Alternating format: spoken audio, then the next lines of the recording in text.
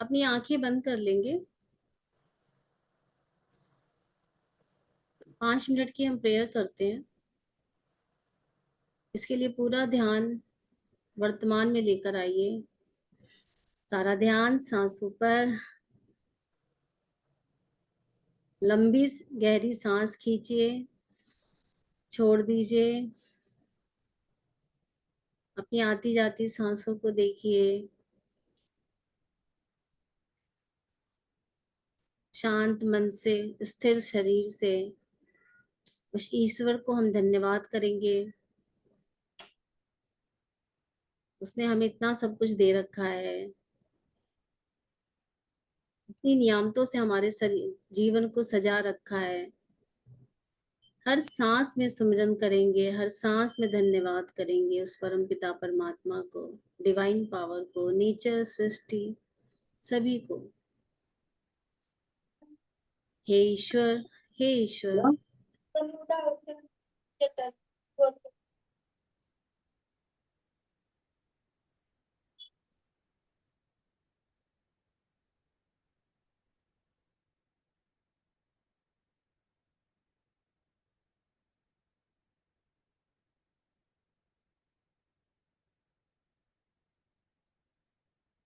अ, नीलम तुम म्यूट हो गया।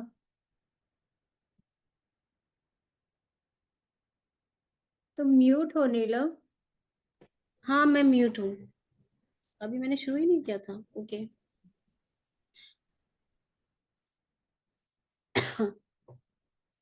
हम अपनी आंखें बंद कर लेंगे।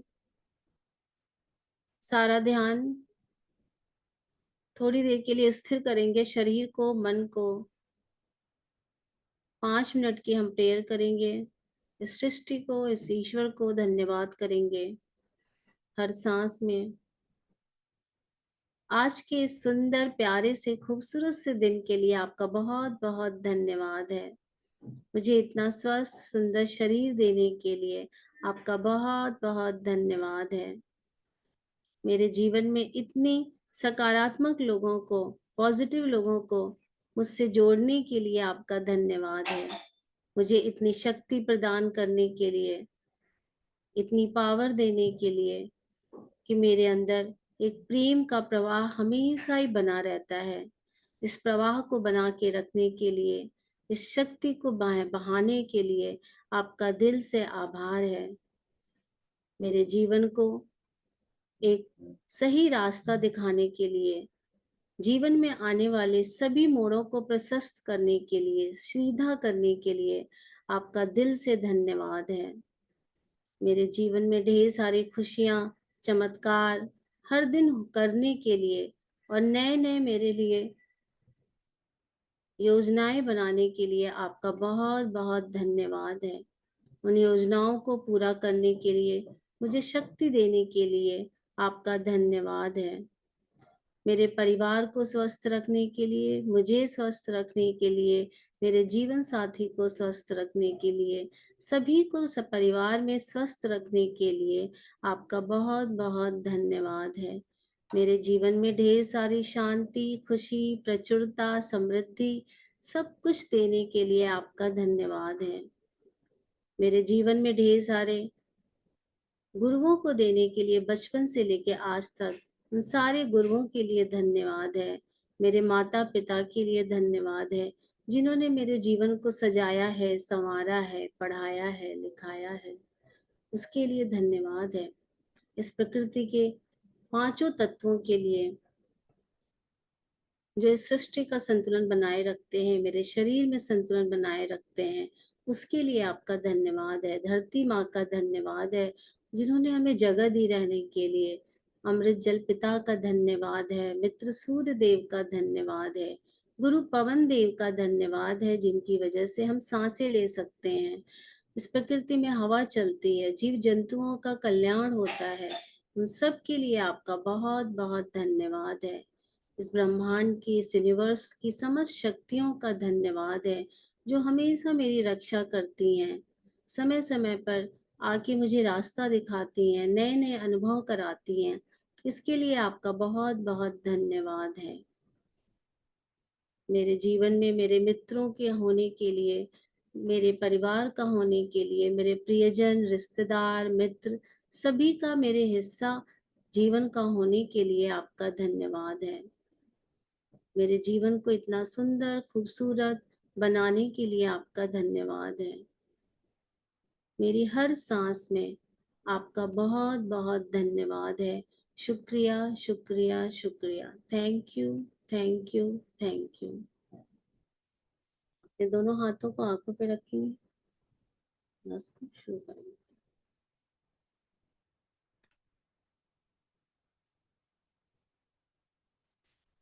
सभी लोग अपना कैमरा ऑन कर लें तो थोड़ा अच्छा लगेगा क्लास में।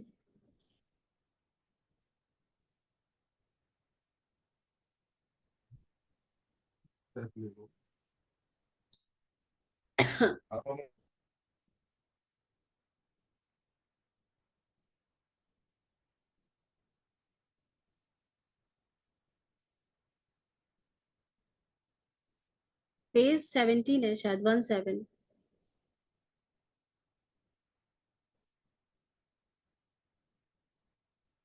रेनू,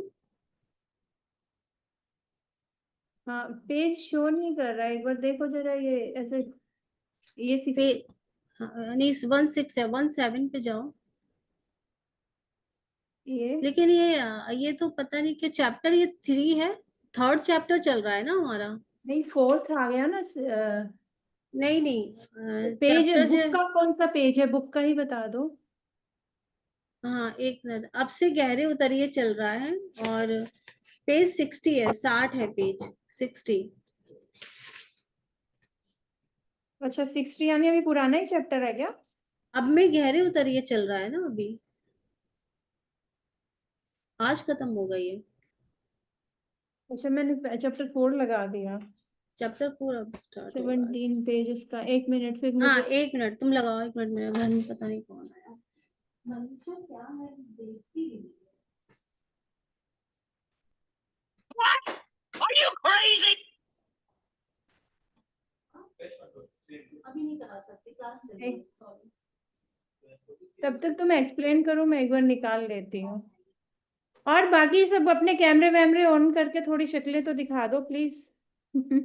अपराजिता, प्रमिला जी, मेरे को एक बार दोबारा खोलना पड़ेगा नीलम, क्योंकि मैंने पेज दूसरा खोला था ना। हम्म, 1 मिनट। खोल लो, हम लोग बातें करते हैं बाकी। सॉरी। अपराजिता, कैसा रहा कल का दिन तुम्हारा? ऐसी कौन सी बात हुई जो कि बहुत अमेजिंग थी, वंडरफुल थी, मजेदार थी?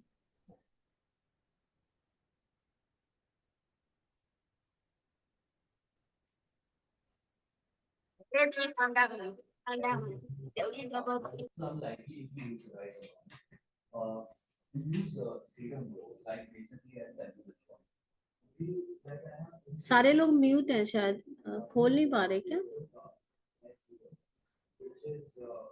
एक मिनट में जरा करती हूँ क्लास में ना, थोड़ा लगानी हो। खोल गया रेनू? क्यों ओपन हो रहा है, मुझे नहीं समझ आ रहा क्यों नहीं हो रहा। मैंने अच्छे से पेज लगाया हुआ था, पर अब ये हो ही नहीं रहा है, कितना ट्राई कर रही हूँ मैं। पेज तो मैंने ओपन पहले किया हुआ था, मुझे लगा वो चलो 17। मैं खोलती हूँ, ओके मैं शेयर करती हूँ। बुक का खाली वो हाँ मैं शेयर कर ऐड रही आए हूँ। जा रहे हैं उसके अंदर ना, बार बार। हाँ आते हैं ऐड, पहले से खोल के रखना पड़ता है। पहले से खोला हुआ था नीलम मैंने, लेकिन शायद वो चैप्टर गलत था। चैप्टर तुमने गलत खोला था ना?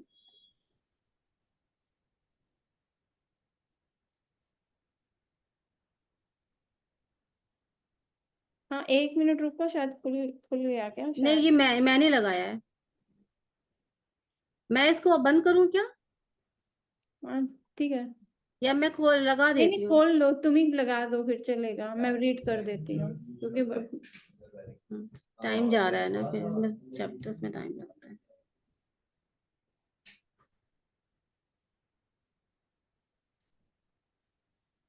16 17।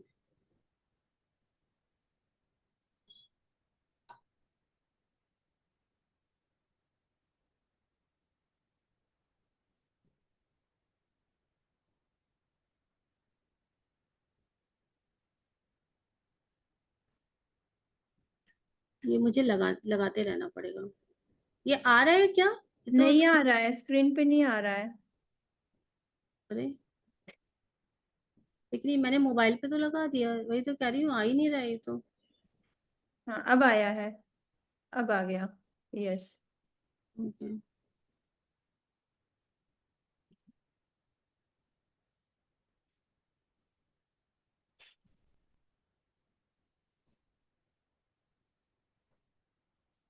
ठीक है। मन और समय से पढ़ना है क्या? हाँ हाँ। ठीक है, मैं रीड करूँ? हाँ ओके। मन और समय की जिस अवस्था से मुक्त होने का आपने जिक्र किया है, मैं उसकी कुछ झलक पा चुका हूँ। लेकिन भूत और भविष्य इसके इतने प्रबल होते हैं कि मैं बहुत देर तक उन दोनों को बाहर नहीं रख पाता हूँ। हाँ, तो इसको हम यहाँ पे देखिए, राइटर ने क्या कहा है कि मन और समय, एक्चुअली हमारे जीवन में आप देखिएगा, मन और समय दोनों का बहुत गहरा संबंध है। दोनों आपस में इतने जुड़े हुए हैं कि हम हमारा इससे बाहर निकलना ही बहुत मुश्किल है। हमें इसमें उन्होंने कहा ना कि ऐसा हमें लगता है कि हम मुक्त हो गए हैं, लेकिन हम बार बार, थोड़ी देर के लिए राइटर ने कहा हमें उसकी झलक मिलती है, लेकिन फिर ये आपस में इतने जुड़े हैं कि हमें बार बार पास्ट में और फ्यूचर में घुमाते रहते हैं। ऐसे समझिए कि जैसे कोई नाव है पानी में, अब बार बार जैसे पानी का बहाव आता है तो वो बीच में चली जाती है पानी के, फिर आप उसको चप्पू चला के किनारे लेके आते हैं, फिर पानी की बहाव आती है, फिर वो बीच में नाव चली जाती है। तो ठीक ऐसे ही हमारे जीवन में होता है। हम बार बार सजग होते हैं, अवेयरनेस में आती है हमारे अंदर, हम थोड़ी देर के लिए जगते हैं, फिर उसके बाद हमारा मन जो है हमें पूरा पास्ट में या फ्यूचर में लेके चला जाता है, और फिर हम इस तरह से ये पूरी जो है प्रोसेस हमेशा चलती रहती है। आप ही देखो, जब आप मेडिटेशन करते हो, ध्यान करते हो, तो आपने देखा होगा कि कुछ सेकंड के लिए मन को शांति मिलती है। सांसों पे हम कहते हैं ना, सांसों पे ध्यान दीजिए, सांसें खींचिए, सांसें छोड़िए, तो आप देखोगे आपको जैसे ही आप मेडिटेट कर रहे हो अपने आप को, आपका तुरंत ध्यान जो है पास्ट में कल की बातों पे चला जाएगा कि कल अपने दोस्त से मिले थे तो क्या बात हुई थी, मतलब वो पिक्चर थोड़ी देर के लिए आपके दिमाग में याद आएगी। फिर आप जैसी वहां से, फिर पास्ट की कोई बात याद आ जाएगी, तो फ्यूचर की याद आ जाएगी, तो आपको फिर याद आएगा कि नहीं, ये तो मैं मेडिटेशन कर रहा हूँ, मेरा ध्यान इधर उधर, फिर आप उसको अपनी सांसों पे ध्यान खींच कर लेके आओगे। तो यही इसमें कह रहे हैं कि हमारा जो मन है और समय समय है, ये दोनों आपस में गहरे जुड़े हुए हैं, कि इन दोनों का एक दूसरे से मुक्त करना ही बहुत मुश्किल काम है, लेकिन असंभव नहीं है। इसके लिए प्रैक्टिस की जरूरत होती है। आगे पढ़े। हाँ। चेतना की समय से बंधे रहने वाली रीति नीति मानव मानस में बहुत गहराई तक समाई हुई है। लेकिन जो काम हम यहाँ कर रहे हैं वह है उस गहन रूपांतर का हिस्सा बनना जो कि इस ग्रह की सामूहिक चेतना में और उसके पार भी हो रहा है, यानी भौतिकता, रूप, आकार और अलगाव की स्वप्न अवस्था में पड़ी चेतना को जगाना, यानी समय का अंत करना। हम मन के उस ढर्रे को तोड़ रहे हैं जो मानव जीवन पर युगों से हावी रहता आया है। मन का वह ढर्रा जो कि व्यापक स्तर पर अकल्पनीय दुख पैदा करता है। मैं बुराई शब्द का प्रयोग नहीं कर रहा हूँ, बल्कि इसे अचैतन्यता या विक्षिप्तता कहना अधिक मदद करेगा। हाँ, तो इसमें इन्होंने कैसे बताया कि एक्चुअली हमारे इस संसार में आप देखोगे, जितने भी मानव जाति है, उसकी शुरू से यही प्रॉब्लम रही है कि वो समय से बंधे रहते हैं। और ये एक व्यक्तिगत प्रॉब्लम नहीं है, क्योंकि वे एक व्यक्ति की बात नहीं है कि उसका दिमाग जो है बार बार समय से जुड़ गया है, मतलब पास्ट और फ्यूचर में घूम रहा है, बल्कि ये पूरी जो है ना, ये कलेक्टिव कॉन्शियसनेस की समस्या है। मतलब कि ये पूरा जितनी भी सामूहिक चेतना है, सबके बारे में सभी लोग जो हैं उसी से जुड़े हुए हैं। इवन हमारी जो धरती है, जो ग्रह है जिस पे हम रहते हैं, जिस प्लेनेट पे, उसकी भी जो एनर्जी है वो समय से बधी हुई है, वो भी उससे अफेक्टेड नहीं है। तो उसका असर क्या होता है, हम सब जो है समय से बधे हुए हैं। और वो समय क्या है, हमारी जो पास्ट की, जो हमारी अतीत की जो यादें हैं, वो हमारी जो गिल्ट की ऊर्जा है वो हम क्रिएट कर रहे हैं। फ्यूचर में जा रहे हैं तो हमें चिंता और डर की हम एनर्जी क्रिएट कर रहे हैं। तो कहीं ना कहीं हम कोई ना कोई एनर्जी क्रिएट करते रहते हैं, जिसका असर जो है सामूहिक चेतना पे, कलेक्टिव कॉन्शियसनेस पे भी पड़ता है। लेकिन जब एक बार हम ये जान जाते हैं, जब इसको हम अपने आप को रूपांतरण करने की कोशिश करते हैं, ट्रांसफॉर्म करने की कोशिश करते हैं, तो जब हम चेतना को जगाने लगते हैं, प्रेजेंट मोमेंट में रहने की कोशिश करते हैं, तो आप ये देखिएगा कि हमारी जो इस समय प्रेजेंट मोमेंट चल रहा है, बार बार जो हमें मन का जो डर रहा है, जैसे कहते हैं ना पैटर्न सिस्टम, जो हमारा माइंड है या हमारा जो मन है, इसका जो पैटर्न सिस्टम है जो बार बार हमको इधर उधर घुमा रहा है, ये जो कि हमें बार बार दुख पैदा करता है हमारे जीवन में। तो इसी को राइटर ने कहा है कि ये अचैतन्यता की अवस्था है या विक्षिप्तता की अवस्था है। तो ये इसको क्रिटिसाइज नहीं कर रहे हैं, ये हमारा पुराना डर्रा है, जिसको हमें समय पे आने पर इसको हमें तोड़ना पड़ेगा। ये वैसे ही है कि जैसे एक तालाब है, मान लीजिए तालाब का पानी पूरा गंदा है, अब हर आदमी एक एक दिन जाए और उस पे साफ पानी डालता जाए, तो कभी ना कभी एक समय तो ऐसा आएगा ही ना कि पूरे तालाब का पानी साफ हो गया। उसी तरह से जैसे हम अपने ऊपर काम करते हैं, एक व्यक्ति अपनी चेतना के लिए काम करता है, अवेयर होता है, तो उसका प्रभाव पूरी धरती पे पड़ता है, मतलब पूरी सामूहिक चेतना पे पड़ता है। कहीं ना कहीं हम धरती के लिए सहयोग कर रहे हैं, उसकी मदद कर रहे हैं। जैसे आप समझिए कि एक धरती ग्लोब है, और वहां पे काले काले धीरे कई जगह स्पॉट्स हैं, एक एक स्पॉट्स गायब होते जाए, तो एक समय जरूर आएगा पूरी धरती चमक जाएगी, पूरी धरती चमकने लगेगी। उसी तरह से जब एक एक व्यक्ति की चेतना जगेगी, अवेयरनेस आएगी, तो उसका प्रभाव इस प्लेनेट पे पड़ेगा, और हर व्यक्ति की कॉन्शियसनेस जगेगी, और फिर जीवन से हमारा बिल्कुल अलग हो जाएगा। आगे, एक मिनट।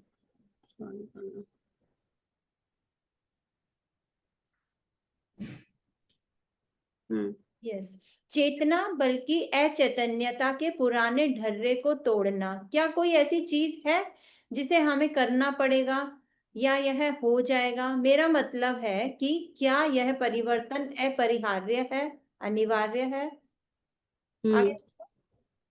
हाँ, चेतना बल्कि अचेत, ये कह रहे हैं कि क्या ये जरूरी है कि हम इस पुराने जो पैटर्न सिस्टम है इसको तोड़ें, क्या जरूरी है, अनिवार्य है?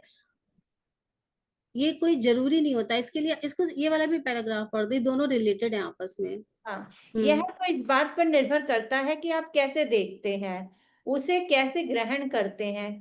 करना और होना, ये गायब। हाँ, एक्चुअली हाँ, आया। हाँ। हम्म।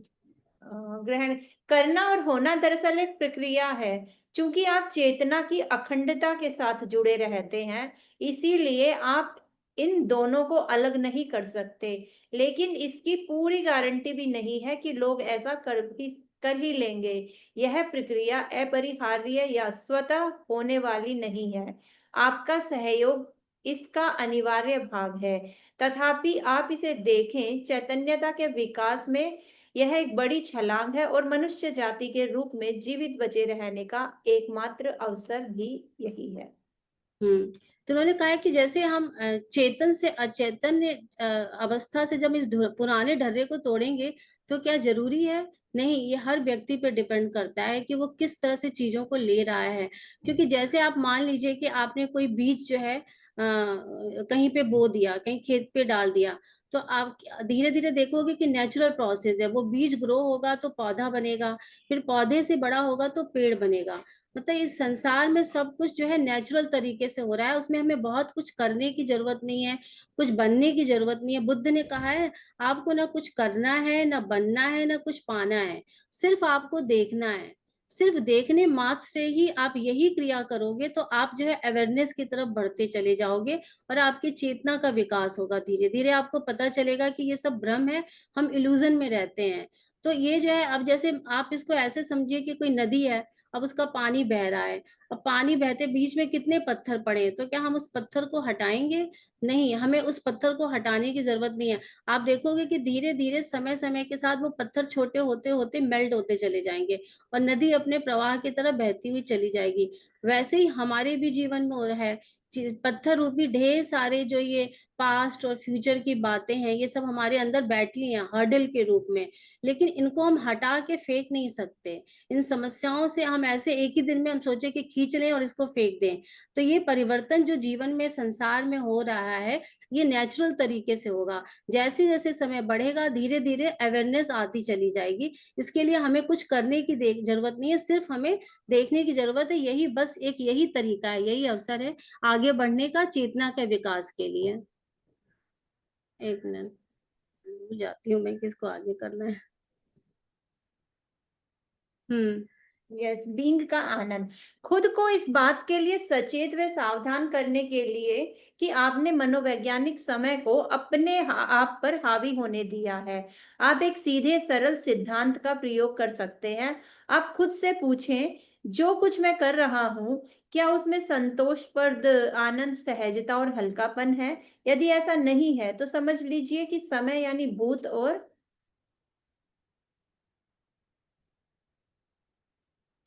और भविष्य वर्तमान को अंधेरे में धकेल रहा है और जीवन एक बोझ या संघर्ष जैसा दिख रहा है। हाँ, इस सेकंड पैराग्राफ भी कर दो। जो कुछ भी आप कर रहे हैं उसमें अगर संतोषप्रद आनंद, सहजता और हल्कापन नहीं है, तो इसका अर्थ यह नहीं है कि आप जो कर रहे हैं उसे बदलने की आवश्यकता है, बल्कि उसे आप जिस तरह कर रहे हैं उसको बदलना भी काफी होगा। क्या की तुलना में कैसे अधिक महत्व रखता है? देखिए कि क्या आपका धर्म कर्म पर अधिक है या कर्म फल पर अधिक है। वर्तमान पल को आपको वर्तमान पल जो आपको प्रस्तुत कर रहा है, उस पर आपका पूरा अवधान दीजिए। इसका अर्थ यह है कि आप जो हैं को भी पूरी तरह स्वीकार करें, क्योंकि ऐसा नहीं हो सकता कि आप किसी चीज पर अपना पूरा अवधान भी दे रहे हों और साथ ही उसका प्रतिरोध भी कर रहे हों। तो एक मिनट, हाँ। यहाँ पे राइटर ने ये कहा है कि आपका जो साइकोलॉजिकल टाइम में जो आपका मन जो बार बार चलता है, तो आपको अब ये देखना है, इसका सीधा तरीका ये है कि जो भी काम आप कर रहे हो, आप ये देखिए कि जो भी काम कर रहे हैं उसमें आपको आनंद आ रहा है, उसमें आपको सेटिस्फेक्शन लग रहा है, उसमें आप कंफर्टेबल फील कर रहे हैं, हल्कापन फील कर रहे हैं। क्या आपको उस काम को करते हुए कहीं आपको ऐसे बोझ की तरह तो नहीं लग रहा है? हम्म, मतलब उस काम को करते हुए कहीं ऐसा बोझ की तरह तो नहीं लग रहा है, ऐसे संघर्ष तो नहीं कर रहे हैं उस काम को?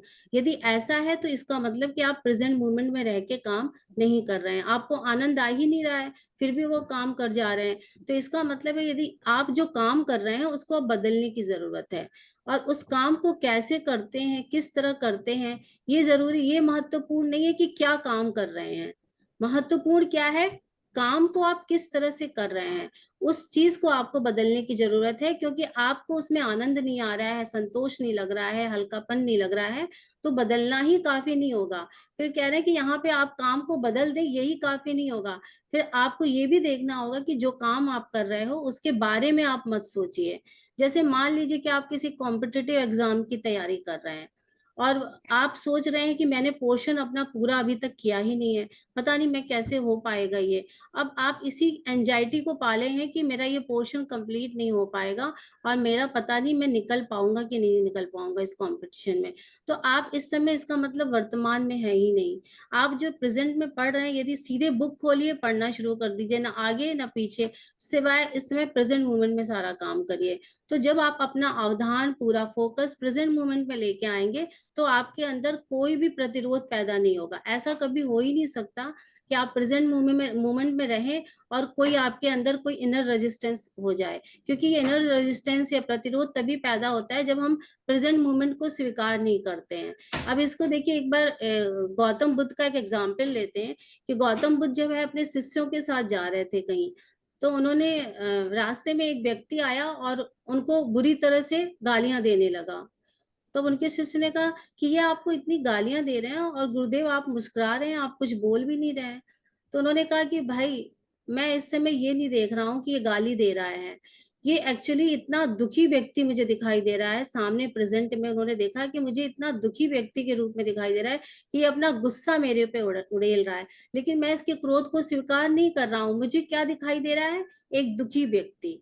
मैं ये नहीं सोच रहा हूँ कि इसके गाली देने से क्या परिणाम होगा, मेरे मेरे ऊपर क्या असर होगा। मैं ये सब देख ही नहीं रहा हूँ। मैं क्या देख रहा हूँ? सिर्फ ये देख रहा हूँ कि मेरे सामने एक दुखी व्यक्ति खड़ा है।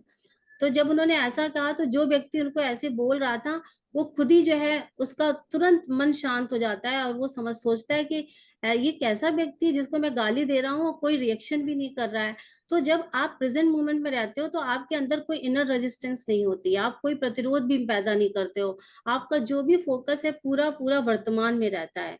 तो जो भी आप काम करें उसके इस यहाँ पे निष्काम कर्म की भी बात की गई है, आगे भी आएगा ये संदर्भ, कि यहाँ पे निष्काम कर्म की बात है। जो भी आप काम करो उसके परिणाम की चिंता नहीं करनी है। बस पूरा पूरा का पूरा फोकस जिस समय जो कर रहे हैं हमारा वहीं पर होना चाहिए। यस, जितनी जल्दी आप वर्तमान को सम्मान देने लगते हैं, उसे तवज्जो देने लगते हैं, आपके सारे दुख, सारी कश्मश, सारी छटपटाहट उतनी ही जल्दी विलुप्त होने लगती है और जीवन का प्रवाह संतोषप्रद आनंद और सहजता के साथ होने लगता है। जब आप वर्तमान की सजगता के साथ कर्म करते हैं, तब आप कुछ भी करें, वह हमेशा गुणवत्ता, परवाह और प्रेम से पगा होता है, भले ही वह बिल्कुल मामूली सा काम हो। हाँ, तो इन्होंने क्या कहा कि जैसे जब आप कितना भी छोटा काम कर रहे हो, कितना भी कोई मामूली सा काम कर रहे हो, लेकिन जब आप प्रेजेंट मोमेंट में रह के करना शुरू करते हो तो आपके अंदर एक प्रेम के भाव आते हैं। मतलब और जो काम कर रहे हैं उसकी क्वालिटी भी बढ़ती है और उस काम का जो तरीका है वो भी बढ़ता है। लेकिन जब आप प्रेजेंट मोमेंट में नहीं होते हैं, आप बार बार प्रेजेंट मतलब पास्ट में और फ्यूचर में आपका ध्यान चला जाता है, तब आपको उस काम में ना तो आनंद आता है, ना संतोष आता है, ना सहजता, ना कंफर्टेबल फील करते हैं। फिर आपके अंदर एक छटपटाहट सी होती है, कश्मकश आती है। तो ये सब सारी जो इमोशंस हैं, जब प्रेजेंट मोमेंट में हम आके करने लगते हैं तो हमारे अंदर से गायब होने लगती है, मेल्ट होने लगती है। इसलिए जो भी सामने आपके पड़ रहा है उस पल को हमें सम्मान देना चाहिए, यदि उसकी रिस्पेक्ट करना चाहिए। यदि जैसे यहाँ पे गौतम बुद्ध ने सामने उन्होंने देखा कि व्यक्ति खड़ा है तो उन्होंने उसको सम्मान दिया, ना कि उन्होंने कोई रिएक्ट किया। उनका ऐसा हमारा मन क्या है, हमेशा प्रतिक्रिया करता रहता है। उन्होंने कोई रिएक्शन नहीं दिया, उसके पीछे सामने जो दिखाई दे रहा है उसको देखा उन्होंने। एक मिनट। आगे करो। हाँ, एक मिनट मैं इसको लगा दूं पहले। हाँ, हाँ, आगे दिखाई दे रहा है ना? Yes yes. हाँ। इसलिए अपने कर्म फल के लिए उद्विग्न बिल्कुल ना हो, केवल अपने कर्म पर अपना अवधान रखें, कर्म फल आपको स्वयं प्राप्त होगा। यह एक बड़ा सशक्त आध्यात्मिक आचरण है। विश्व में विद्यमान आध्यात्मिक शिक्षाओं में से प्राचीन और सुखद सबसे सुंदर है भगवत गीता, और वह कर्म फल के प्रति आसक्त न रहने की शिक्षा देती है। जिसे कर्म योग कहा जाता है, उसे निष्काम कर्म की संज्ञा दी गई है। तो उन्होंने कितना अच्छा बोला है कि देखिए, जब भी हम कोई काम करते हैं तो उसके प्रति बहुत ज्यादा, मतलब कहते हैं ना, बहुत ज्यादा हम वो हो जाते हैं, भावुक हो जाते हैं, मतलब हमें लगता है ना, उद्विग्न हो जाते हैं कि ये काम हमारा होना ही चाहिए। जब हमारे अंदर अपने कर्म को लेके, परिणाम को लेके जब हम इतने उत्तेजित हो जाते हैं या पागलपन आ जाता है हमारे अंदर, तो वो हमारा काम जो होता है गंदा, मतलब सही नहीं होता है। तो भगवत गीता में हमारी जो पुरानी प्राचीन शिक्षाएं हैं, भगवत गीता है, उसमें बहुत अच्छे से कहा गया है कि कर्मध्यवादिका रस्ते माँ फलेषु कदाचन। मतलब कि आप कर्म करिए लेकिन फल की इच्छा मत करिए। जो भी है काम करिए, निष्काम कर्म की तरह करिए। कोई भी ये मत सोचिए कि मैं ये काम कर रहा हूं तो इसका ये परिणाम होगा। बार क्योंकि जैसे मान लीजिए कोई किसान किसान है, अब वो खेती में खेती करता है। अब वो बीज बो रहा है, पानी डाल रहा है, खाद डाल रहा है, लेकिन वो ये सब करते समय ये बात नहीं सोच रहा है कि कहीं वर्षा तो नहीं आ जाएगी, पानी तो नहीं, मौसम तो नहीं खराब हो जाएगा। यदि वो ऐसे सोचने लगेगा तो जो अभी का जो काम कर रहा है वो उससे वंचित रह जाएगा, बल्कि जो काम कर रहा है वो ठीक से होगा नहीं। तो बार बार जैसे अर्जुन है, युद्ध चल रहा है, अब पूरे युद्ध में भी यही तो कृष्ण ने समझाया अर्जुन को कि तुम ये सब ध्यान मत दो, कि क्या युद्ध का क्या परिणाम होगा, अपने लोग मारे जाएंगे, ये सब बिल्कुल मत सोचो। अभी इस समय तुम्हारा कर्म करना क्या है? युद्ध करना। यदि तुमने अपना कर्म नहीं किया तो तुम कर्म करने से चूक जाओगे। तो वास्तव में वर्तमान में तुम्हारा क्या काम है? युद्ध करना। तो प्रेजेंट मोमेंट में अब स्थिति कैसी है, सिचुएशन कैसी भी हो सकती है आपकी। आप कभी यदि आर्मी में है तो हो सकता है कि आपको युद्ध करना पड़े, आपको सीमा पे जाके बॉर्डर पे युद्ध करना, लेकिन आपके उस समय क्या है? ड्यूटीज। तो ड्यूटी, लेकिन उसका परिणाम क्या होगा, रिजल्ट क्या होगा? तो गीता में इसको कृष्ण भगवान ने बहुत अच्छे से निष्काम कर्म की तरह से समझाया हुआ है। यस। अब से दूर दूर रहते हुए जद्दोजहद करने की लत जब आप में नहीं रहती, तब आपके हर कर्म में बीइंग का संतोषप्रद आनंद प्रवेश करने लगता है। जिस पल आपका अवधान अब के प्रति रहने लगता है, तब आप एक विद्यमानता, एक निश्चलता, एक शांतता का अनुभव करने लगते हैं। तब आप परिपूर्णता और संतुष्टि के लिए भविष्य के सहारे जीना बंद कर देते हैं। दुख में मुक्त होने के लिए तब आप उसका मुंह ताकना बंद कर देते हैं। इसीलिए तब आप कर्म फल के प्रति आसक्त नहीं रहते।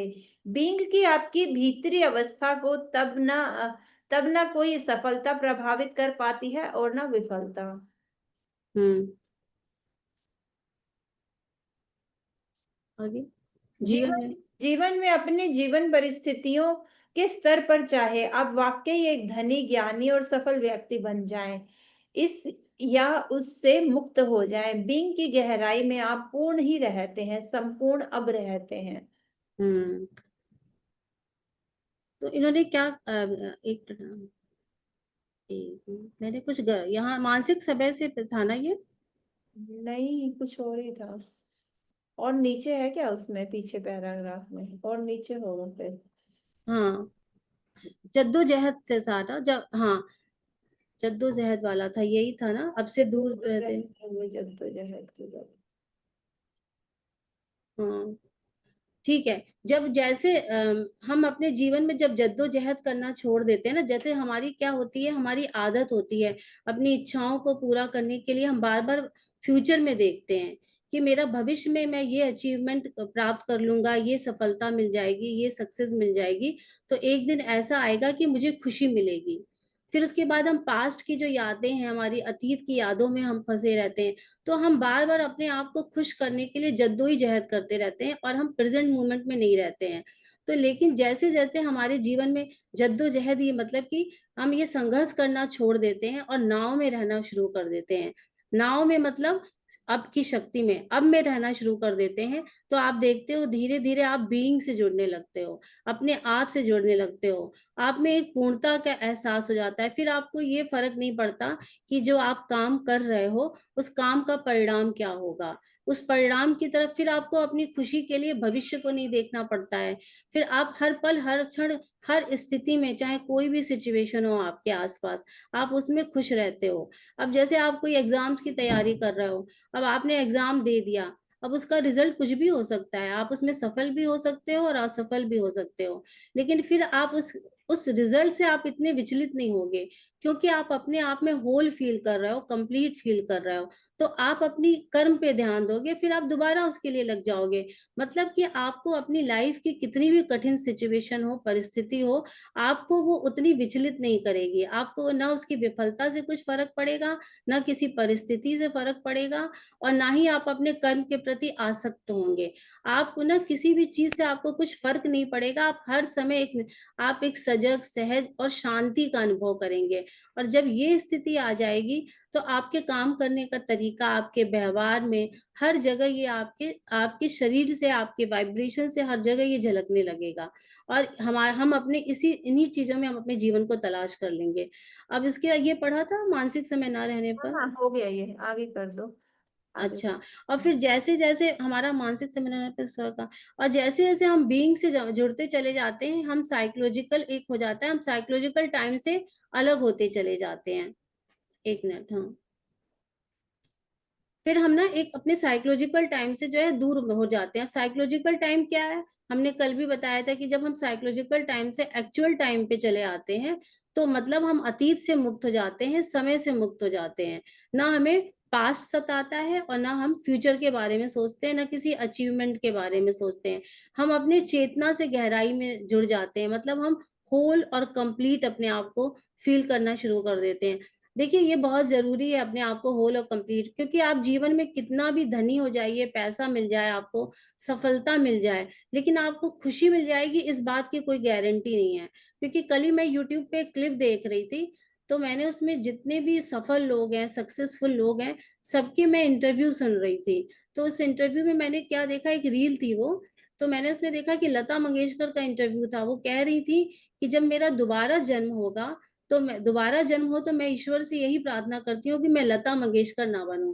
सोचो, हम लोग सोचते हैं कि वो इतनी बड़ी वो थी, क्या गीतकार थी, इतना अच्छा गाना गाती थी, साम्राज्ञी बोलते हैं उसको, लेजेंड बोलते हैं। और वो कह रही है हम लता मंगेशकर, उन्होंने कहा कि लता मंगेशकर की जो परेशानियां हैं वो लता मंगेशकर ही जान सकती हैं।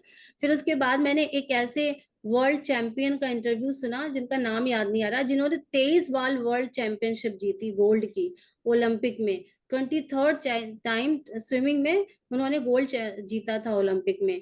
लेकिन उन्होंने अपने इंटरव्यू में बताया कि मुझे 23 बार जीतने के बाद भी मैं डिप्रेशन में हूँ। ऐसे ही एलन मस्क ने कहा कि मैं जरूरी नहीं कि मैं आज जिस जगह दिखाई देता हूँ, मैं यहाँ भी मुझे बहुत परेशानियां हैं, खुशी की तलाश मैं अभी भी कर रहा हूँ। तो और जो सबसे रिच आदमी है, वो उसका इंटरव्यू सुना, तो उन्होंने कहा, जो वर्ल्ड के सबसे रिचेस्ट पर्सन है, उन्होंने कहा कि मैं चाहता हूं कि दुनिया का हर व्यक्ति अमीर बन जाए, ताकि वो अमीर बनने के बाद स्थिति क्या होती है, उस सिचुएशन को वो अंदर से गहराई से फील कर सके। तो जब मैंने ये इंटरव्यू सुना, तब समझ में आया कि आप भी समझो इस चीज को, कि हमें कुछ भी मिल जाए, हम कितने बड़े ज्ञानी बन जाएं, कितने धनी बन जाएं, कितने भी सक्सेसफुल बन जाएं, कितना भी अचीवमेंट कर लें, तो आपको ये गारंटी नहीं है कि आपको खुशी वहां पे मिल ही जाएगी। तो इससे अच्छा है कि इस समय हम प्रेजेंट मोमेंट में जहां भी हैं, जहां भी उपस्थित हैं, उसी को हम अच्छे से काम करें, जो हमारी ड्यूटीज है उसको हम काम करें, लेकिन डिटैच होके करें, किसी भी चीज से आसक्त होके नहीं करना है हमको। इसी पैराग्राफ में यही समझा रहे हैं राइटर। यस, ये वाला तो मैंने भी सुना हुआ है, लता मंगेशकर का वाला ना। ये हाँ, तो मैंने भी सुना हुआ है कि मैं दोबारा कभी भी वो नहीं बनना चाहती जो बनकर आई थी। तो मतलब इतना हाँ, सरप्राइजिंग लगा था, मैंने कहा ओ माय गॉड। हाँ, हाँ। ये मतलब उनका सच इंटरव्यू था जो मैं में कल, एकदम यस, जितने भी आई सक्सेसफुल ओपनिंग। है ना, उनका मैं ये सुन रही थी इंटरव्यू। तो यस। मैंने कहा, इतने सक्सेस, और हम वही बनने के लिए तो मेहनत कर रहे हैं। हम भी तो यही बनना चाहते हैं, उन्हीं की तरह सफल बनना चाहते हैं ना। कोई नाम कमाना चाहता है, कोई कुछ बनना चाहता है। तो अब इससे इससे यही हमें पता चलता है, और इस बुक को पढ़ने से भी यही पता चलता है कि सब इल्यूजन है, भ्रम है। इसलिए सब कुछ वो इस समय नाव में है, प्रेजेंट मोमेंट में, इसी में जीना है हमें। यस, मतलब बहुत ही ब्यूटीफुल। मतलब ये जो तुमने पहले बताया ना बाकी औरों का, ये तो और भी गजब कि जो है, चलो इधर ही मजे लो बिल्कुल। लेकिन तब आपको ऐसी भ्रामक आशाएं व अपेक्षाएं नहीं रहेंगी कि भविष्य में कोई वस्तु, कोई व्यक्ति आपका परित्राण करेगा, आपको दुख से मुक्त करेगा या आपको सुख व प्रसन्नता प्रदान करेगा। जहां तक आपकी जीवन परिस्थितियों की बात है, उसमें कुछ ऐसी चीजें हो सकती हैं जिसको पाना या हासिल करना आवश्यक हो, क्योंकि यह भौतिक संसार रूप आकार लाभ है हानि वाला तो है ही, लेकिन गहरे स्तर पर तो आप पूर्ण ही हैं पहले से ही। और जब आपको इसका भान हो जाता है, तब आप जो कुछ भी करते हैं उसमें प्रफुल्लता और आनंद की ऊर्जा काम किया करते हैं। मानसिक समय से मुक्त हो जाने पर आप अपने लक्ष्यों के पीछे ऐसे भयंकर इरादे लेकर नहीं दौड़ पड़ते हैं। एक मिनट, कहाँ गया, गायब ही हो गया। दौड़ पड़ते हैं। दौड़ पड़ते हैं जो भय, क्रोध, असंतोष से उपजे हों या कुछ बनने की तलब में। और ना ही आप विफलता से, भय से निष्क्रिय ही रहा करते हैं, जो कि अहम के लिए अपना अस्तित्व खोना देना जैसा होता है। जब आपके स्व का गहनतर भाग बीइंग से प्राप्त किया जा रहा होता है, जब आप बनने की मनोवैज्ञानिक तलब में मुक्त रह रहे होते हैं, तब न तो आपका सुख, न आपकी प्रसन्नता और न ही आपके स्व का भाव किसी परिणाम पर निर्भर किया करता है। और इसीलिए तब भय से मुक्ति रहा करती है। तब स्थायित्व की तलाश आप वहाँ नहीं करते हैं जहाँ उसे पाया ही नहीं जा सकता। जैसे रूप आकार में, लाभ-हानि में, जन्म-मरण के संसार में, तब आप यह चाहना ही नहीं करते हैं कि स्थितियाँ, परिस्थितियाँ, स्थान या लोग आपको सुख दें, प्रसन्नता दें और अगर वे आपकी हम्म आशाओं, अपेक्षाओं के अनुरूप न उतरे, तो आप दुखित भी नहीं होते हैं। हम्म एक मिनट। तो इन्होंने इसमें कहा कि संपूर्णता की उस अवस्था में भी क्या हम बाहरी लक्ष्यों को पाने के योग्य रहेंगे, इच्छुक रहेंगे। अब यहाँ पे ये को प्रश्न उठ रहा है कि मान लीजिए हम अंदर से संपूर्ण हो गए, होल हो गए, हमने जान लिया कि चेतना क्या होता है, संसार की सच्चाई क्या है। यदि हम ये सब जान लेंगे तो क्या हमारी इच्छाएं रहेंगी, क्या हम कुछ बनना चाहेंगे, क्या हमारे जीवन के कुछ लक्ष्य रहेंगे। तो ये बात यहाँ पे राइटर कह रहे हैं, हाँ बिल्कुल रहेंगे। यदि आप अंदर से संपूर्ण भी हो गए हैं तो आपकी इच्छाएं भी रहेंगी और लक्ष्य भी रहेंगे। लेकिन आप उस लक्ष्य को और इच्छाओं को पाने के लिए आसक्त नहीं रहेंगे। आप जो भी करेंगे बिल्कुल डिटैच होके काम करेंगे, अटैच होके काम नहीं करेंगे। आप बार बार अपने जीवन की परिस्थितियों को, जो बार बार आपके मतलब फेवर में नहीं है, कोई भी सिचुएशन आपके सामने आएगी तो उसको आप बहुत लाइटली, हल्के तरीके से, आप उसमें बहुत ज्यादा डूबेंगे नहीं, इन्वॉल्व नहीं होंगे। और जो भी काम करेंगे या जो भी चीजें आप करेंगे उससे आप इतना ज्यादा हासिल करने की कुछ नहीं करेंगे, किसी अचीवमेंट को पाने के लिए। जिसे कहते हैं ना कि आप बहुत ज्यादा परेशान नहीं होंगे और ना ही आपके जीवन में कोई भ्रामक स्थिति पैदा होगी। आपको पता रहेगा अंदर से कि ये साइकोलॉजिकल टाइम है, ये भ्रम है, ये इल्यूजन है, ये सच नहीं है। ये मेरी ना तो पहचान है ना ये सच है। फिर आप रूप से, आकार से, फिर आपके जो इरादे हैं ना, धीरे धीरे इतने भयानक इरादे हम लोग ले लेते हैं अपने लक्ष्य को पूरा करने के लिए, अपनी पूरी एनर्जी लगा लेते हैं और सारा नेगेटिविटी अपने अंदर भर लेते हैं। लेकिन जब आपके अंदर संपूर्णता आ जाएगी तो आपके इरादे ऐसे भयानक नहीं होंगे, बल्कि आप नॉर्मल तरीके से सब कुछ समझते हुए, देखते हुए, दृष्टा भाव से, साक्षी भाव से सारे काम करते रहेंगे।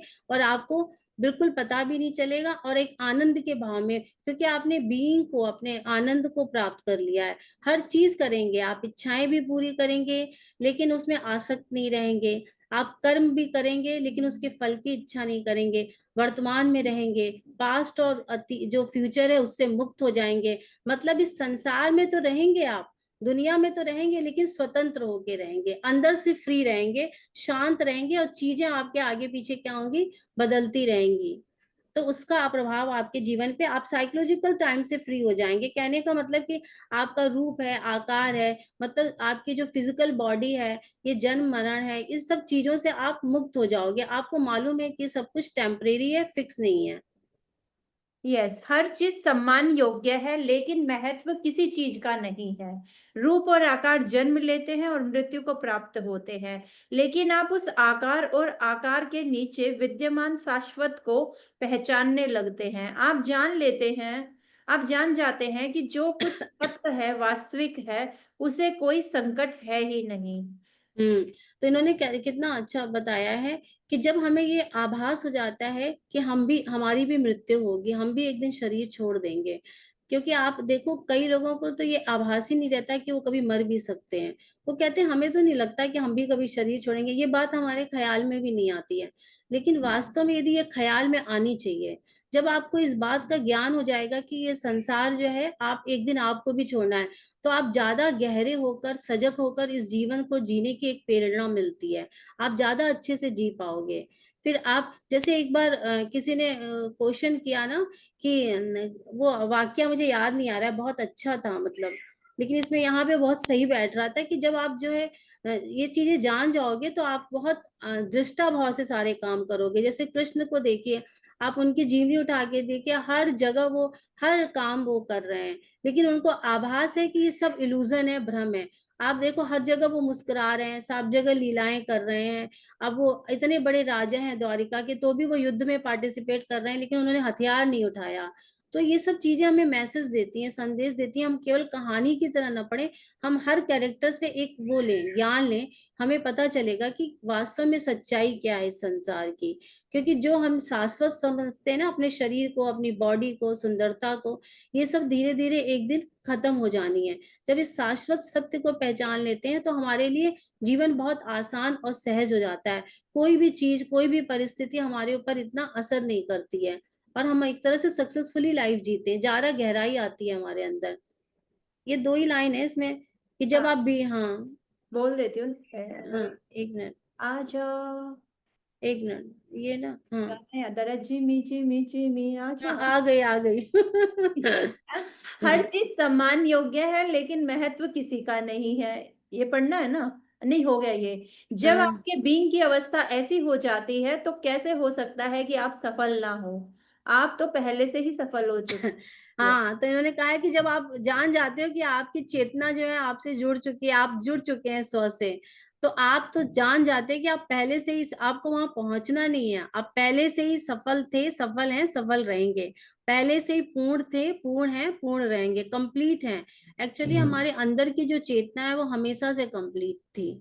बस हमें उसको पहचान हम नहीं पा रहे थे, हम उसको पकड़ने की कोशिश कर रहे थे, हम उसको ढूंढ रहे थे इधर उधर अपने आसपास की जगहों पे।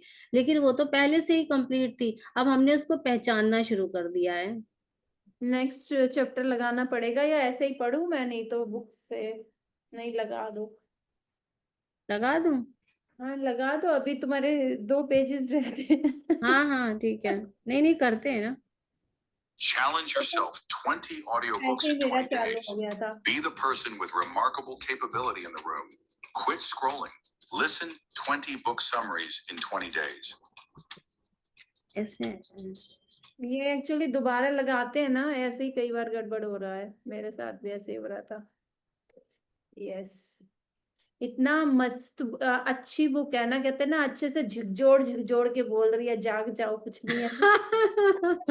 जागो, जो, जो भी है बस इसी पल में है, जो भी है बस इसी पल में है। मतलब एकदम से आंखें खुल जाती है। सही बात है। ठीक है, पढ़ते हैं। अब का लोप होना सबसे बड़ी गलतफहमी। मैं भले ही यह बात पूरी तरह से मान लूं कि समय अंततः एक भ्रम है, लेकिन इसे मानने में मेरे जीवन में क्या अंतर आने वाला है? मुझे अब भी रहना तो उसी संसार में पड़ेगा जिस पर समय पूरी तरह से हावी है। हाँ, तो देखिए यहाँ पे इन्होंने, राइटर ने कहा है कि यदि मैं मान लूं कि समय जो है एक भ्रम है, तो इससे क्या ही हो जाएगा, क्या अंतर पड़ेगा मेरे जीवन पे, इसका क्या फर्क पड़ेगा? रहना तो हमें इस दुनिया में है, इस संसार में है। तो यहाँ पे समझने की बात है कि समय दो तरह का होता है। एक क्या होता है, एक बाहरी समय है, एक अंदर का समय है, हमारे अंदर का समय। तो बाहर का समय क्या है? बाहर का समय जैसे आपका कैलेंडर है, आपकी घड़ी है, आपका कोई जैसे टाइम है, जैसे कि आपको इस टाइम पे बिल्कुल काम खत्म करना है, वो समय है। आपका जैसे एजिंग है, बुढ़ापा है। तो इन सब चीजों से ये सांसारिक समय है, बाहर का है, जो दिखाई देता है। तो हमको चूंकि इस दुनिया में रहना है, तो इस समय से हम भाग नहीं सकते हैं। ये नेचुरल प्रोसेस है, ये तो होती ही रहेगी इसमें। और हम ना इसको कंट्रोल कर सकते हैं, ना नियंत्रित कर सकते हैं। तो ये भ्रम नहीं है। लेकिन जो हमारे अंदर का समय है, अंदर का साइकोलॉजिकल समय क्या है, पास्ट और फ्यूचर में जो हमारा मन जाता रहता है, बार बार अतीत में चला जाता है, ये एक भ्रम है, ये इल्यूजन है। इसी को समझने की जरूरत है। तो यहाँ पे इन्होंने इसी को कहा है कि ये भ्रम है, इससे आपको निकलना है। जो बाहर का जो समय है, उससे हमको, उसको तो हमें फॉलो ही करने पड़ेगा, उससे तो हम बच नहीं सकते हैं, क्योंकि हमें संसार में रहना पड़ेगा। एक बार बुद्ध से किसी शिष्य ने पूछा कि मैं, मान लीजिए मैं आपका धर्म फॉलो कर लूं, ठीक है, तो मेरे जीवन पे उसका क्या फर्क पड़ जाएगा? यदि मैं आपका धर्म फॉलो करूंगा तो उससे, क्योंकि संसार में तो दुख ही दुख भरा हुआ है, मान लो मैं फॉलो भी करूंगा तो क्या फर्क पड़ जाएगा मेरे जीवन पे? तो बुद्ध उसका बहुत अच्छा आंसर देते हैं, कह रहे हैं कि नहीं, कुछ फर्क नहीं पड़ेगा, लेकिन संसार में जितनी आधियां आएंगी आपके जीवन में, आप उस आधियों को जो है, आप चूंकि आपका जीवन, आप आधी नहीं हो ना, आप आकाश हो, तो आकाश कभी विचलित नहीं होता है आंधियों के आने से। तो ऐसे ही जो है हम आंधियां क्या, जैसे परिस्थितियां हैं, सिचुएशंस हैं, कैसी भी सिचुएशंस आएंगी आप परेशान नहीं होगे। ये बात सही है कि संसार में दुख है, आता जाता रहता है, लेकिन जब आप धर्म को फॉलो करोगे, चीजों को मानोगे, अवेयरनेस में आओगे, तो आपको ये सब चीजें जिंदगी में आएंगी, लेकिन इसको सहने की शक्ति मिल जाएगी आपको। तो ये बहुत अच्छा है। हाँ, आगे। यस, कोई बौद्धिक सहमति एक दूसरा विश्वास मात्र ही होती है, और इससे आपके जीवन में कोई खास अंतर आने वाला नहीं है। सत्य का बोध करने के लिए आपको उसे जीना होगा। जब आपके शरीर का एक एक कोशाणु इस कदर उपस्थित रहता हो कि वह जीवन के साथ साथ संपदित होता हो, और जब आप यह महसूस कर सकते हैं कि जीवन हर पल बीइंग का उल्लास है, तब यह कहा जा सकता है कि आप समय से मुक्त हो गए हैं। हाँ, तो देखिए यहाँ पे कह रहे हैं कोई बौद्धिक सहमति। मान लीजिए कि आपका बौद्धिक सहमति क्या हुआ, इंटेलेक्चुअल एग्रीमेंट। ये तो इंटेलेक्चुअल एग्रीमेंट क्या होता है बौद्धिक सहमति की, जैसे आपने कहीं पढ़ लिया, आपने सुन लिया कि जो है समय से हमें मुक्त होना है। ठीक है, आपने मान लिया कि जो ये मन है हमारा, ये इल्यूजन है जो बार बार हमारे जीवन में क्रिएट कर रहा है। आपने ये सब पढ़ लिया, जान लिया, लेकिन इससे कुछ फर्क पड़ेगा आपके जीवन में? कुछ भी फर्क नहीं पड़ेगा जब तक आप इस चीज को अप्लाई नहीं करेंगे, और बिल्कुल भी फर्क नहीं आएगा, क्योंकि इल्यूजन जो है पढ़ने में, जब तक उसको अपने, जैसे ये ऐसा हो जाएगा कि कोई आपने दवा खाई, आपको मालूम है कि जैसे दवा है, आपको मालूम है कि इस मेडिसिन को खाने से बाल अच्छे होते हैं और ब्लड बढ़ता है, सब कुछ पता है, लेकिन जब तक आप उसको खाओगे नहीं, आपको उसका अनुभव नहीं होगा। तो इसी तरह से बौद्धिक सहमति को पढ़ने से, जानने से, सुनने से कुछ नहीं होगा, जब तक हम उसमें प्रेजेंट मोमेंट में रहना नहीं सीखेंगे। मतलब ये ऐसा आप समझ जाइए कि कोई व्यक्ति है, अब उसने किताब पढ़ी कि वर्तमान में रहना चाहिए, वर्तमान में रहने से बहुत सुख मिलता है, अब वो ये बात जानता है, लेकिन जब भी ऑफिस जाता है तो स्ट्रेस में है, टेंशन में है, और बाहर उसको, उसके ऊपर किताब में पढ़ी हुई बातों का कोई असर ही नहीं आ रहा है। फिर एक दिन वो खुद ही से पूछ रहा है कि क्या मैं प्रेजेंट मोमेंट में हूँ, क्या मैं अब नाव में हूँ? तभी उसे समझ में आता है कि हाँ, मैं नाव में रहता कहाँ हूँ, मैं तो पास्ट प्रेजेंट में खोया रहता हूँ। फिर उसको समझ में आता है कि तब वो अपने आप को देखना शुरू कर रहा है कि सांसें आ रही हैं, कॉफी टेबल पे रखी है, उसकी खुशबू आ रही है, आप कीबोर्ड पे आपकी उंगलियां चल रही हैं। तो आप एक एक चीज को नोटिस करना शुरू करते हो, ऑब्जर्व करना शुरू करते हो, तब आपकी बीइंग का उल्लास बढ़ता है, तब आप समय से मुक्त होते हो। क्योंकि देखिए, पानी के बारे में सुनना और पानी को पीना, दोनों में बहुत अंतर है। इसलिए जब तक हम जो है बौद्धिक सहमति, मतलब कि हम केवल हाँ सर हिला देंगे कि क्या हमें समझ में आ गया, समझ में आ गया, उससे कुछ भी नहीं होगा जब तक हम उसको, उसमें जीना नहीं शुरू करेंगे तब तक। क्योंकि जैसे बुद्ध ने कहा ना कि सत्य को जानना, जानना बड़ी बात नहीं है, सत्य में को जीना, उसको अपने जीवन में उतारना ही बड़ी बात है। आगे बढ़े क्या? हाँ, लेकिन फिर भी आने वाले कल में मुझे अपने बिलों का भुगतान करना है, और मुझे वयोवृद्ध भी होते जाना है, और हर किसी की तरह एक दिन मर भी जाना है। तो भला मैं यह कैसे कह सकता हूँ कि मैं समय से मुक्त हो गया हूँ? आगे भी पढ़ दो। यस, आने वाले कल के बिल कोई समस्या नहीं है। इस भौतिक शरीर का अंत होना कोई समस्या नहीं है। समस्या है अब का लोप हो जाना। अब को न देख पाना की समस्या है, बल्कि यूं कहे तो वह मूल भ्रम व भ्रांति असल समस्या है, जो कि किसी स्थिति को, किसी घटना को या किसी भावना को एक समस्या में, एक दुख में तब्दील कर देती है। अब का लोप होना बीइंग का लोप होना है। अब इन्होंने यहाँ एक प्रश्न उठाया है कि ठीक है, मैंने मान लिया कि मैं समय से मुक्त हो गया हूँ, अब मैं पास्ट में नहीं जा रहा हूँ, फ्यूचर, लेकिन भाई हमको बिल भी देने हैं, इस दुनिया में रहना है, फिर ये सब करते करते मैं बूढ़ा भी हो जाऊंगा, फिर मैं मर भी जाऊंगा, तो भला मैं कैसे समय से मुक्त हो जाऊंगा? ये प्रश्न उसके, उनके मन में अंदर से आ रहे हैं। तो अब ये कह रहे हैं कि भाई देखिए, बिल को देना कोई समस्या नहीं है, आपके शरीर का अंत हो जाना, यदि आप शरीर छोड़ दोगे, वो भी कोई प्रॉब्लम नहीं है। वास्तव में प्रॉब्लम क्या है आपके जीवन की? सबसे बड़ी समस्या क्या है आपके जीवन की? अब में ना रहना। आप यदि प्रेजेंट मोमेंट में नहीं रहते हैं, तो आप कहीं ना कहीं अपने जो परिस्थितियां हैं उसको दुख में तब्दील कर देते हो। क्योंकि आप जब प्रेजेंट मोमेंट में नहीं रहते हो, तो आप बीइंग से बहुत दूर हो जाते हो, आपका बीइंग आपसे दूर हो जाता है, आप अपनी चेतना से दूर हो जाते हो। क्योंकि जैसे आगे बढ़े नहीं तो ये बहुत टाइम लगेगा, एग्जाम्पल ज्यादा देंगे तो। हम बिल्कुल अब में हैं। वही मैंने कहा, ज्यादा एग्जाम्पल नहीं, आगे बढ़ना यस, है। हाँ। समय से मुक्त होने का अर्थ है अपनी पहचान के लिए अतीत की और अपनी परिपूर्णता के लिए भविष्य की मनोवैज्ञानिक आवश्यकता से मुक्त हो जाना। यह अवस्था चैतन्यता के इतने गहरे रूपांतरण की घोतक है कि जितनी की आप कल्पना कर सकते हैं। अपवाद स्वरूप कुछ मामलों में चैतन्यता का यह बदलाव प्रभावशाली और आमूल रूप से होता है, सदा सर्वदा के लिए होता है। जब ऐसा होता है तब आमतौर पर यह घनघोर दुख के बीच संपूर्ण समर्पण कर देने के माध्यम से होता है। लेकिन अधिकतर लोगों को इसके लिए बहुत कुछ करना पड़ता है, लगना पड़ता है। हाँ, तो इन्होंने कितना अच्छा किया। जब हम समय से मुक्त होने का क्या अर्थ है? समय से मुक्त होने का अर्थ ये नहीं है कि आप घड़ी पे ध्यान न दो, कैलेंडर पे ध्यान मत दो, अपने काम न करो, दुनिया में ना रहो, ये नहीं है मतलब। यहाँ पे समय से मुक्त होने का मतलब ये है कि जो आपकी पुरानी पहचान है, कि मैं यहाँ पे रहती थी, मैं इसकी बेटी थी, मैं उसकी वहां काम करती थी, मैं ये थी, मैं वो थी, इन सब चीजों से, साइकोलॉजिकल चीजों से आप मुक्त हो जाओगे।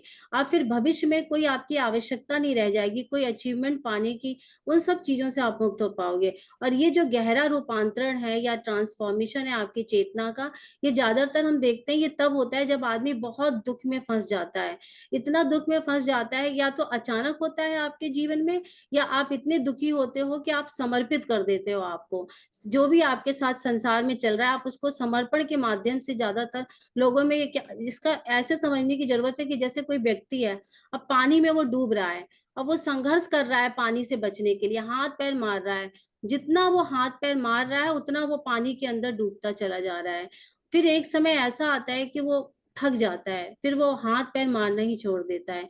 जैसे ही वो हाथ पैर मारना छोड़ देता है तो वो क्या देखता है, वो शरीर उसका पानी में तैर रहा है, अब वो डूब नहीं रहा है। ठीक इसी तरह से यहाँ पे बता रहे हैं कि जब बहुत घनघोर दुख हमारे अंदर आ जाता है, तो उस समय हम जो है समर्पण कर देते हैं अपना, किसके प्रति, कभी ईश्वर के समर्पण कर देते हैं, कभी सिचुएशंस को समर्पित हो जाते हैं।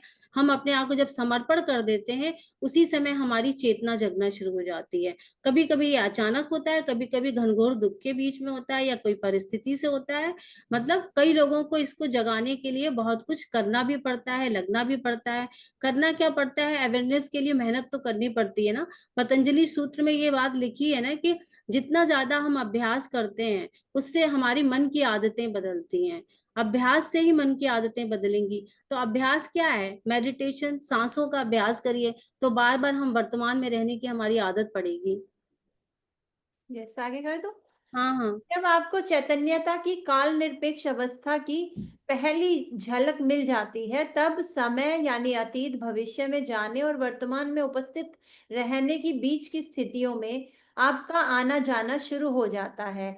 आप सबसे पहले तो इस बात से अवगत हो जाते हैं कि अब में आपका आवधान सचमुच ही कितना कम हो रहा है, किंतु यह जानना कि आप वर्तमान में उपस्थित नहीं रहते हैं, यह एक बड़ी सफलता है। वर्तमान में उपस्थित नहीं रहते हैं। ओके, यह एक बड़ी सफलता है क्योंकि यह जानना ही उपस्थिति है कि भले ही शुरुआत में यह घड़ी वाले समय के अनुसार 2-4 पल ही ठहर पाती थी, फिर इसकी बढ़ती आवृत्ति के साथ आप अतीत या भविष्य में अपना फोकस रखने की बजाय वर्तमान में अपनी चैतन्यता का फोकस रखने का चयन कर सकते हैं। और जब कभी भी आपको लगे कि अब आपके हाथ से छूट रहा है, तब आप उसमें ठहरे रहने के लिए सक्षम हो जाते हैं। 2-4 पलों के लिए नहीं, बल्कि इतनी लंबी अवधि के लिए कि वह घड़ी वाले समय द्वारा देखा जा सके।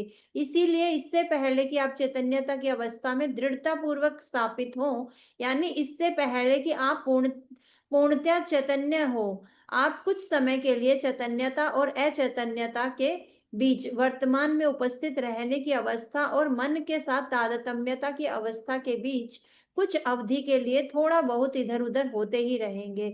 अब आपसे छूट भी जाएगा, लेकिन फिर भी आप बराबर उसमें वापस भी आ सकेंगे और और अनंतता। अंततः वर्तमान में विद्यमान रहना ही आपकी सर्वाधिक अवस्था बन जाएगी।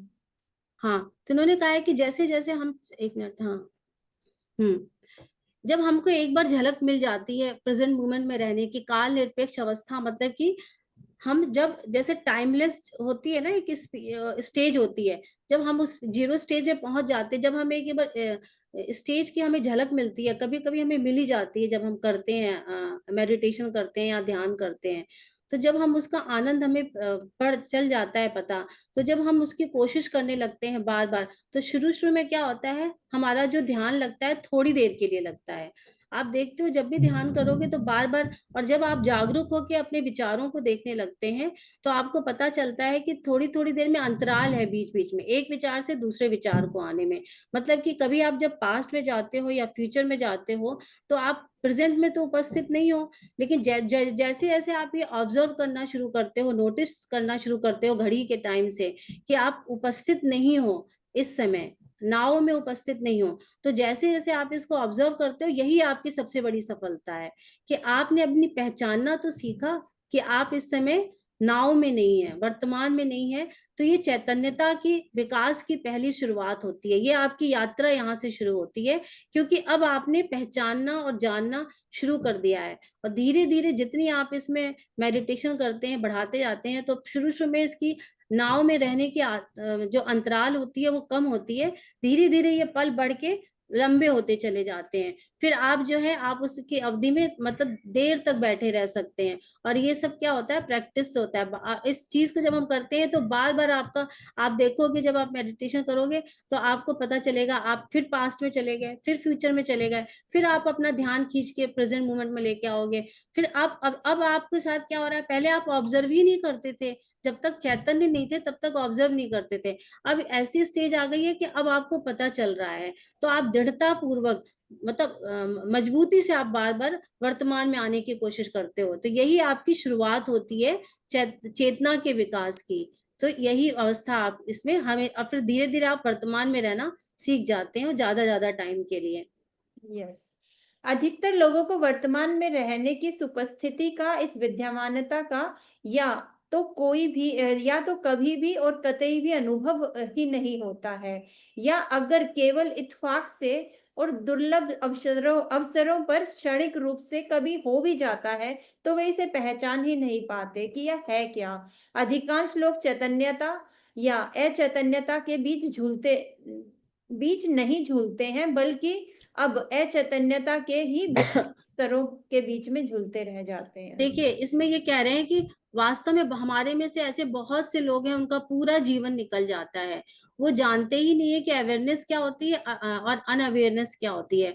वो अनकॉन्शियस स्टेज में पूरा जीवन उनका निकल जाता है, वो इस वर्तमान में रहने की उपस्थिति का मतलब ही नहीं समझते, ना इनको इस चीज का कोई अनुभव होता है। और अचानक कभी इत्तेफाक से उनको ये मौका मिलता भी है, जैसे कोई आप कहीं घूमने गए, अब आप देख रहे हो कि सनसेट हो रहा है, सूरज डूब रहा है, समुद्र की आप लहरों को देख रहे हो, तो आपको अच्छा तो लगेगा, लेकिन आपको वर्तमान रहने का कोई अनुभव है ही नहीं, तो आप उस चीज का आनंद नहीं उठाओगे, क्योंकि आपको बीइंग से जुड़ने की आदत नहीं है, पूरा जीवन आपने अचैतन्य रह के गुजार दिया है। तो इसी चैतन्यता की अवस्था, अचैतन्यता की अवस्था में ये कई लोग, उसमें अधिकांश लोग झूलते ही रहते हैं और जीवन हमारा खत्म हो जाता है। तो जितना ज्यादा हम प्रैक्टिस करेंगे मेडिटेशन की, सांसों का ध्यान करेंगे, उतना ज्यादा हम नाव में रहना सीखेंगे। वाह, वंडरफुल, मजा आ गया एकदम, हम्म। दिल खुश हो गया बिल्कुल। हम्म। ऐसे लग रहा है जैसे क्या ही अचीव कर लिया। Thank you. और भाई हेलो एवरीवन, कैसी रही आज की क्लास? Thank you. बहुत और अच्छा, से, बहुत बहुत अच्छा, बहुत अच्छी रही।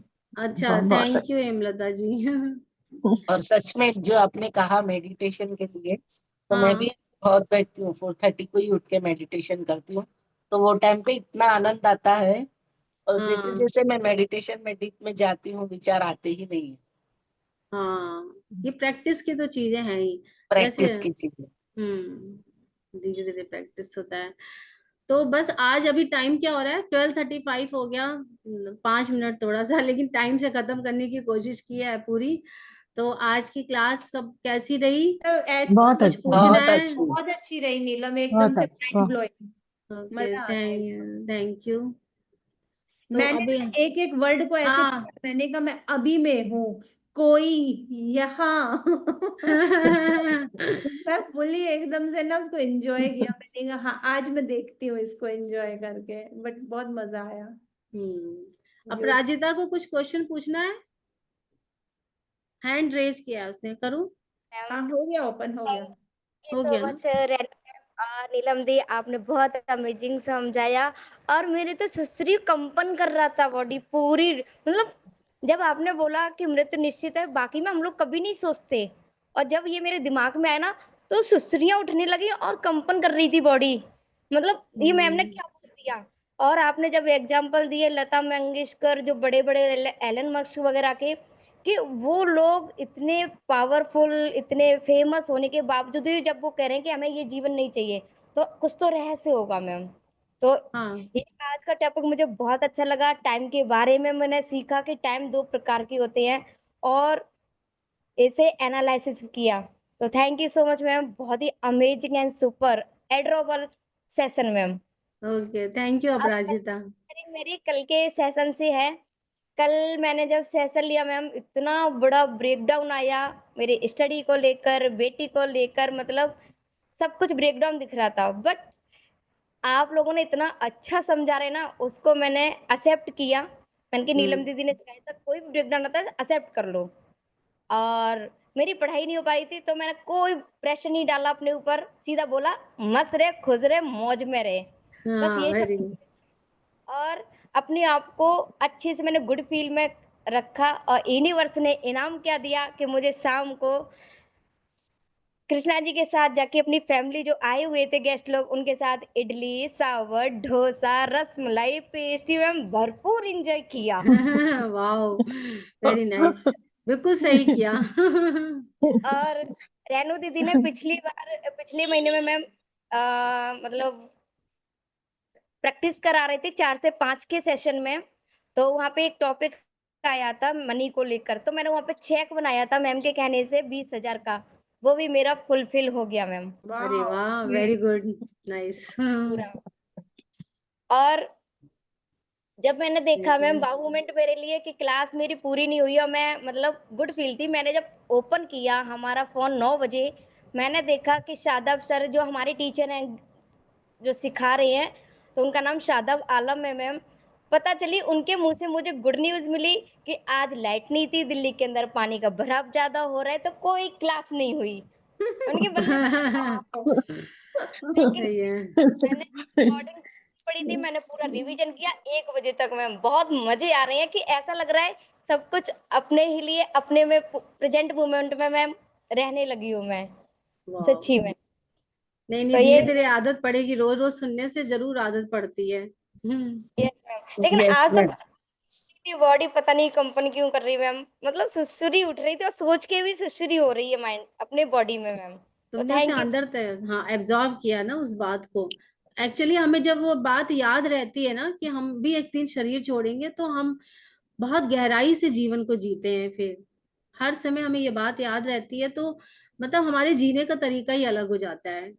सच में मैम, ये तो आपने एकदम सही कहा। जैसे हम्म। मेडिटेशन में आए और ऐसे बुक्स और पढ़े ना हम भी दूसरे भी हम्म। ग्रुप्स में, तो हाँ। ऐसे थैंक लगता यू है। सो मच मैम, और थैंक यू मेरे जीवन में पहले आने के लिए। मैं तो बहुत लकी हूँ, मैं बहुत ब्लेस बच्चा हूँ, मैं तो ये सोचने लगी अब। Thank you. थैंक यू अपराजिता। अगर ये चलो सच फिर। मानते हैं ना अपराजिता की, मतलब हमें जाना है भाई, हम मेहमान आ रहे हैं, तो बहुत हल्कापन हो जाता है, भारीपन रहता ही नहीं है, जो यस, आप कह रहे हैं ना। बिल्कुल राइट। सही बात है। Thank you so much. लेकिन होगा थैंक जब ही जब अलर्ट होंगे, सजग होंगे, अवेयरनेस होंगे। ये वर्ड मैंने बहुत अच्छे से पकड़ के, एक कहते हैं ना हम तिजोरी में अपना सामान रखते हैं, गहने के चोर चुरा ना ले जाए, वैसे मैंने अपने डिब्बी में पैक कर दिया माइंड के अंदर। सही है। वाह। वाह, वेरी नाइस, गुड लोग स्टूडेंट। लगा दे, गोदरेज का लोग लगा दे। सही है। चलो फिर कल मिलते हैं 11:30 पे। Yes. चलो, bye bye. Bye bye bye, मजा आ गया, बाय। मजा आ गया। मजा आ मजा आ गया, गया, मजा आ मजा आ गया, गया, मजा आ गया। मजा आ गया। Thank you Neelam, thank you so thank you.